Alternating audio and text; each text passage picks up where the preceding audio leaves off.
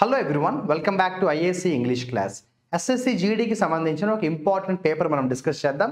మనం చూడబోతున్న paper SSC GD paper number 99. కేర్ఫుల్గా ఫాలో అవ్వండి.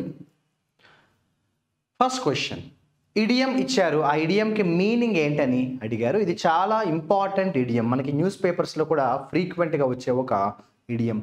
It's all Greek to me అంటారు. ఏమంటారు? It's all Greek to me. దీని అర్థం ఏంటంటే నాకు ఏమీ అర్థం కాలేదు, అదంతా నాకు చాలా కొత్తగా ఉంది అని అర్థం అనమాట. అంటే టు నాట్ అండర్స్టాండ్ అంటాం. ఇట్స్ నాట్ గ్రీక్ టు మీ అంటే టు నాట్ అండర్స్టాండ్. అది అసలు నాకు అది ఏమాత్రం కూడా అర్థం కాలేదు అంటాం. నాట్ అండర్స్టాండ్ అంటాం. ఓకేనా? నెక్స్ట్ క్వశ్చన్లోకి వెళ్దాము. ఒక సెంటెన్స్ ఇచ్చారు, అందులో ఇన్కరెక్ట్లీ స్పెల్డ్ వర్డ్ ఏంటి అని అడిగారు. చూద్దామా? బ్యాలెన్స్ స్పెల్లింగ్తో ప్రాబ్లం లేదు, యూరోపియన్ స్పెల్లింగ్తో ప్రాబ్లం లేదు, డెవలపింగ్ స్పెల్లింగ్తో ప్రాబ్లం లేదు. కాబట్టి ఖచ్చితంగా ఇదే ఆన్సర్ అని మరి ఈజీగా మనం చెప్పచ్చు. మరి అది రాంగ్ అని చెప్తే సరిపోదు, రైట్ అని ఏంటో కూడా తెలియాలి కదా. ఇక్కడ ఏమన్నారు? స్ట్రిక్ ద, ఏమన్నా చెప్పండి, స్ట్రిక్ ద ట్రేడ్ బ్యాలెన్స్ అన్నారు. కాదు, ఇక్కడ ఉండాల్సిన వర్డ్ ఏంటంటే స్ట్రైక్ ద బ్యాలెన్స్ అంటాం. ఇప్పుడు ఏమంటాం చెప్పండి? స్ట్రైక్ ద బ్యాలెన్స్ అంటాం. స్ట్రిక్ ద బ్యాలెన్స్ కాదు, స్ట్రైక్ ద బ్యాలెన్స్ అంటాం. Strike the balance, STRIKE, strike the balance అంటాం. Let's go to the next question. ఒక సెంటెన్స్ ఇచ్చారు, అందులో స్పాటింగ్ ది ఎర్రర్ ఉంది. ఫైండ్ అవుట్ చేద్దామా? When I was buying groceries, I was seeing my friend. చూడండి, when I was buying groceries, నేను groceries కొంటున్నప్పుడు, past continuous. I was seeing అలా ఉండదు. నేను గ్రాసరీస్ కొంటున్నప్పుడు ఫ్రెండ్ని చూశాను అని చెప్పాలి. ఒక క్లాస్ పాస్ట్ కంటిన్యూస్లో ఉంటే మరొక క్లాస్ పాస్ట్ సింపుల్లో ఉండాలి. మరి పాస్ట్ సింపుల్ ఉండడం అంటే ఏంటి? ఇక్కడ ఉండాల్సింది was seeing కాదు, ఇక్కడ ఉండాల్సింది saw. అక్కడ ఉండాల్సింది ఏంటి? was seeing కాదు, saw. టెన్సెస్లో ఒక ఇంపార్టెంట్ రూల్ ఉంటుంది, combination of past continuous and past simple. ఓకేనా? Let's go to the next question. One word substitutes అడిగారు. చూడండి, a nap after lunch is called. Lunch తర్వాత కొంచెం సేపు అలా పడుకోవడాన్ని ఏమంటాము అంటే దాన్ని మనం సీస్టా అంటాం. లంచ్ తర్వాత కొంచెంసేపు పడుకోవడాన్ని ఏమంటాము? సీస్టా అంటాం. ఓకేనమ్మా? సీస్టా అంటాం. ఐడియలైజ్ అంటే మీకు తెలుసు, స్లీప్ వాకింగ్ మీకు తెలుసు, బ్యారియో అంటే పక్క ప్రదేశం, బ్యారియో అంటే నేబరింగ్ సిటీ, పక్క గల్లీ అంటాం కదా, అలా కూడా చెప్పొచ్చు అనమాట. స్లీప్ వాకింగ్, నిద్రలో నడిచే అలవాటు, దానికి మళ్ళీ ఒక వన్ వర్డ్ సబ్స్టిట్యూట్ ఉంది, సోమ్నాంబులిజం అంటాం. ఐడియా కదా? సోమ్నాంబులిజం. సోమ్నాంబులిజం అంటే నిద్రలో నడిచే అలవాటు. నెక్స్ట్ క్వశ్చన్ చూద్దామా? ఒక ఇడియం ఇచ్చారు, దాని మీనింగ్ ఏంటో అడిగారు. ఇది కూడా చాలా ఇంపార్టెంట్ ఇడియం అమ్మ. To BARC up the wrong tree, ఒక తప్పుడు దారిలోకి వెళ్ళడం, లేదంటే తప్పుడు నిర్ణయం తీసుకోవడం, లేకపోతే మనం ఒక రాంగ్ వేలో వెళ్ళడం. ఆ మీనింగ్ ఎక్కడుందో చెప్పండి అమ్మా. సి ఆప్షన్లో ఉంది, చూడండి. To do something that will not get the result you want. అంటే ఏదైతే చేయకూడదో అదే చేస్తే bark up the wrong tree అంటాము. Synonym of the word illicit, ILLICET. Illicit liquor అని మనం న్యూస్ పేపర్లో ఫ్రీక్వెంట్గా చూస్తూ ఉంటాము. కొంతమంది ఇల్లిసిట్ లిక్కర్ తాగి చనిపోయారు అని కనిపిస్తూ ఉంటుంది. ఓకే, ఇల్లిసిట్ అంటే ఇల్లీగల్. ఓకేనమ్మా? ఇల్లిసిట్ లిక్కర్ అంటే, ఇల్లిసిట్ అంటే ఏంటి? ఇల్లీగల్. ఇల్లిసిట్ అంటే ఏంటమ్మా? ఇల్లీగల్. యాంటోనిమ్ అడిగారు దేనికంటే మోడ్రనైజ్. మోడ్రనైజ్కి యాంటోనిమ్ అడిగారు. అంటే మోడర్నైజ్ అవ్వడం అంటే ఏంటి? అప్డేట్ అవ్వడం. అప్డేట్ అవ్వడానికి ఆపోజిట్ ఏంటి? వెనక్కి వెళ్ళడం అనమాట. మరి వెనక్కి వెళ్ళడం అంటే ఏంటో తెలుసా? రెట్రోగ్రెసింగ్. ఇంకా చెప్పాలంటే ప్రోగ్రెస్, రిగ్రెస్ అలా కూడా చెప్పచ్చు. ప్రోగ్రెస్ అవ్వడం, రిట్రోగ్రెస్ అవ్వడం.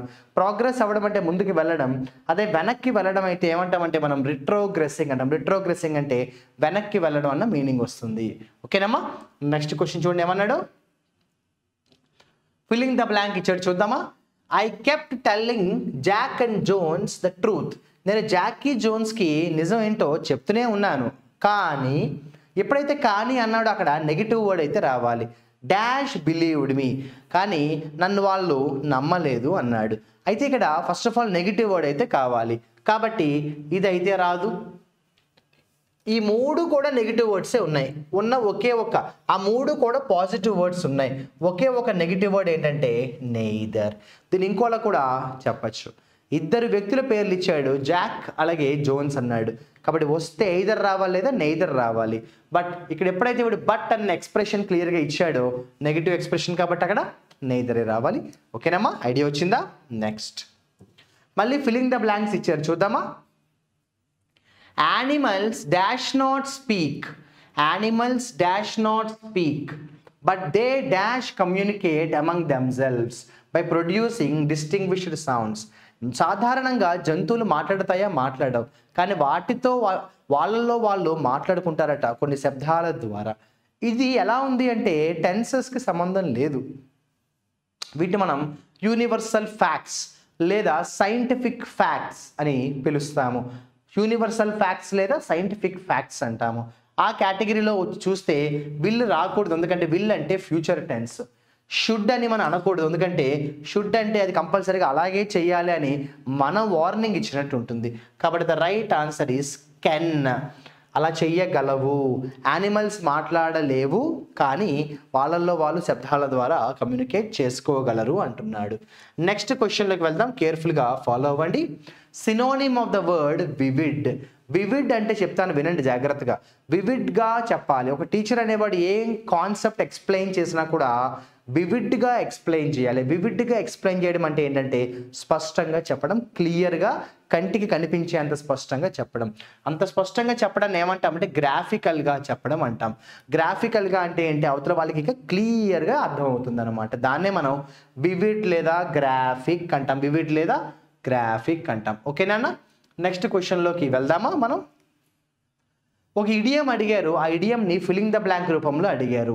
When it rains it dash. దానికి ఒక ఇడియం ఉన్నది ఏంటంటే పోర్స్ రావాలి.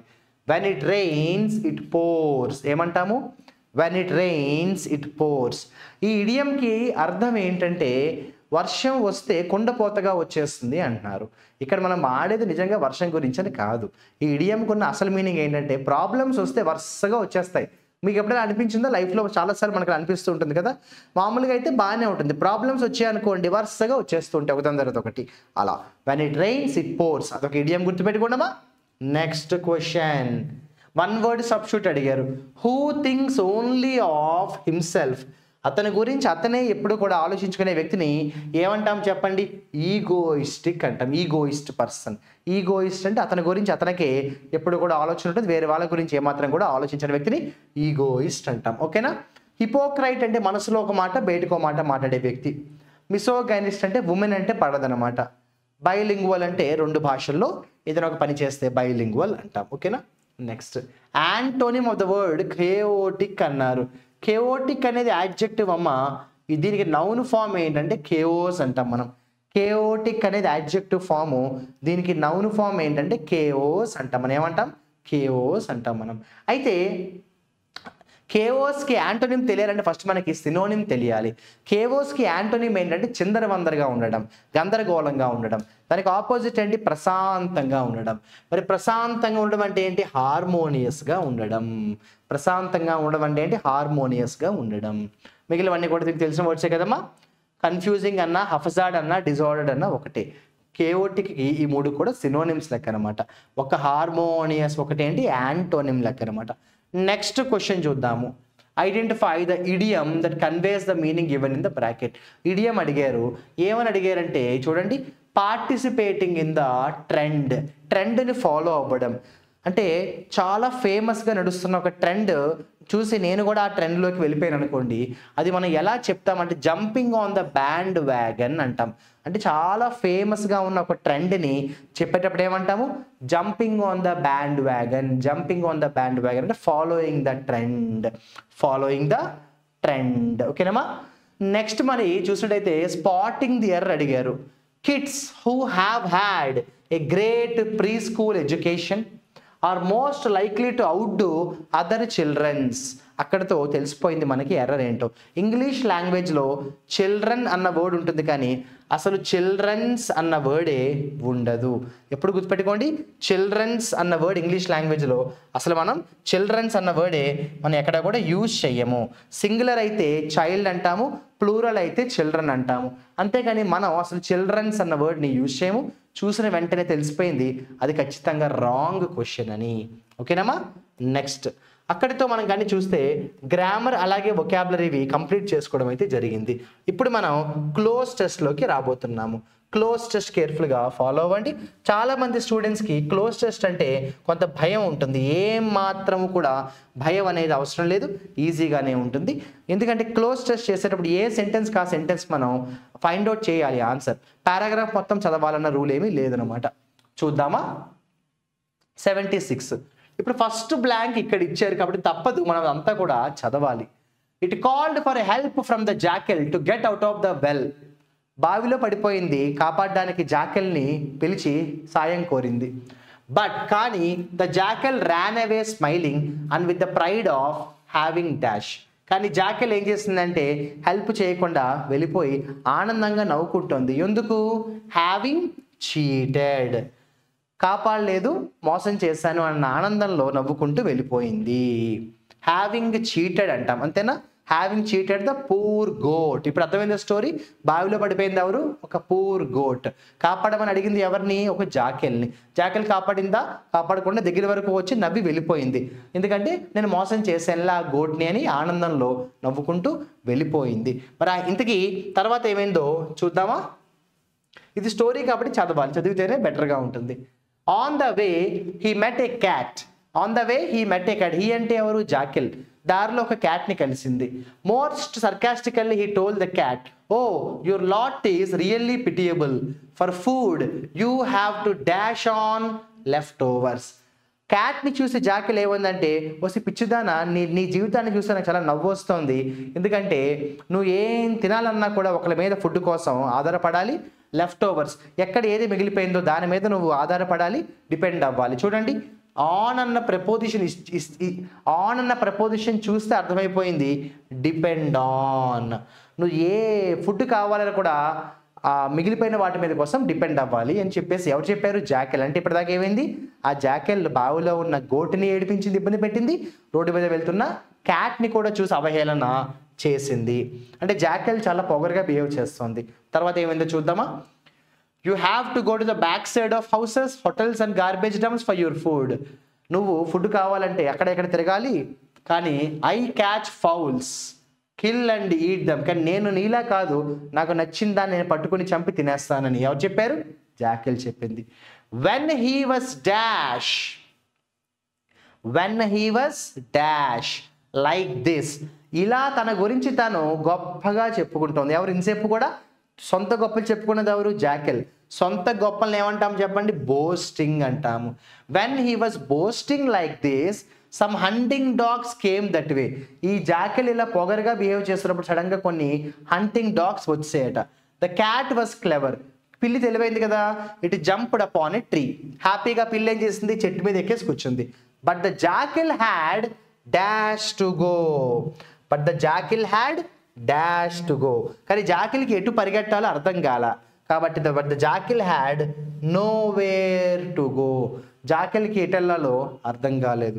Even though it try to run, తప్పించుకోవడానికి ట్రై చేసింది. The hunting dogs dash it.